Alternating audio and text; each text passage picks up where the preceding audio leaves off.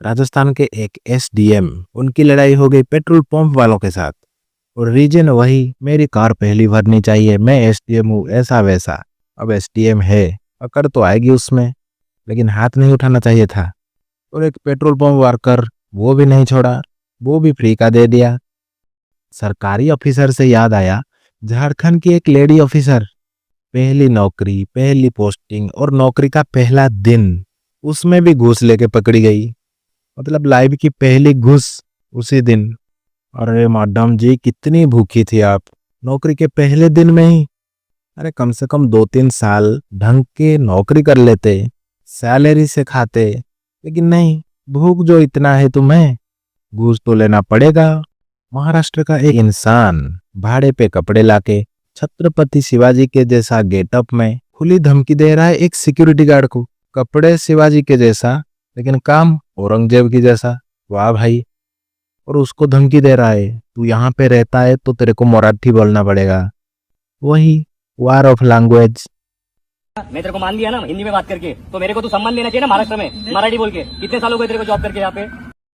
अरे भाई, छत्रपति के जैसा गेटअप में आया है तो कोई एमएलए एमपी से लड़ लेता, लेकिन नहीं, सिक्योरिटी गार्ड से लड़ रहा है। ये वीडियो देखने के बाद जो असली मराठा लोग हैं वो तो नहीं छोड़ेंगे इसको, क्योंकि यहाँ पे छत्रपति शिवाजी की ही इंसल्ट हो रही है भाई। इस गांडों का तो पिटाई होना चाहिए। एक स्कूटी वाली लड़की और एक कार वाला, दोनों में हो गई आर्गुमेंट। स्क्वायर वाले रास्ते पे दोनों आमने सामने, और दोनों में से कोई भी अपनी गलती ना मान रहा और ना ही साइड दे रहा है एक दूसरे को। मतलब दोनों ही आमने सामने, एक दूसरे को जाने का मौका ही नहीं दे रहे हैं, क्योंकि यहाँ से अगर तुम हट गए तो गलती तुम्हारी होगी। और इनमें से कोई गलती मानने को ही तैयार नहीं, दोनों ऐसे ही आमने सामने खड़े रहे।